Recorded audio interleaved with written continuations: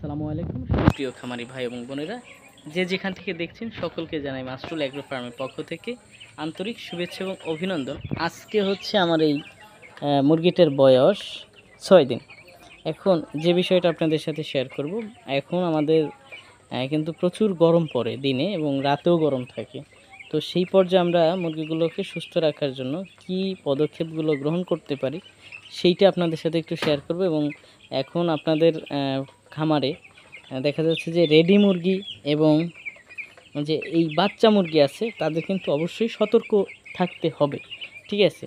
এখন আপনারা অনেকে এই গরমে ফ্যানটা ইউজ করেন, ঠিক আছে, কিন্তু যে সঠিক নিয়মটা এইভাবে আপনারা করেন না। হ্যাঁ, সেটা হচ্ছে সরাসরি আপনারা ওরে বাতাস খাওয়ান, এতে কিন্তু ক্ষতি হয়, ঠিক আছে। সরাসরি বাতাসটা লাগানো যাবে না, ফ্যানের বাতাস।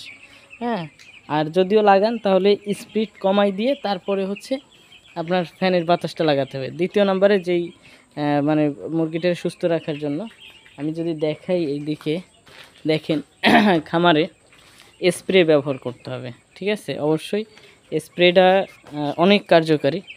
এই যে স্প্রেটা আপনি দিনে 2 বার ব্যবহার করতে পারেন, ঠিক আছে। এতে আপনার মুরগিদের ঠান্ডাজনিত যে সমস্যা, এই সমস্যাটা থাকবে না ইনশাল্লাহ, ঠিক আছে।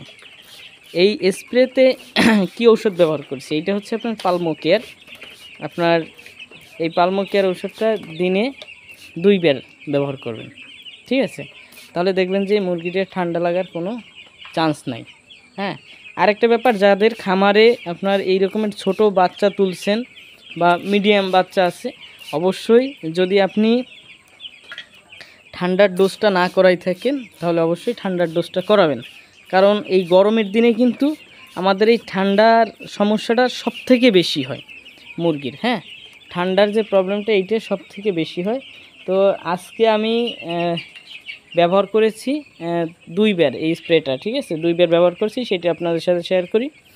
আর আগামীকাল থেকে আমি এখানে সিলিং ফ্যানের ব্যবস্থা করব, সিলিং ফ্যান দিয়ে দেবো এইখানে। হ্যাঁ, এইটা।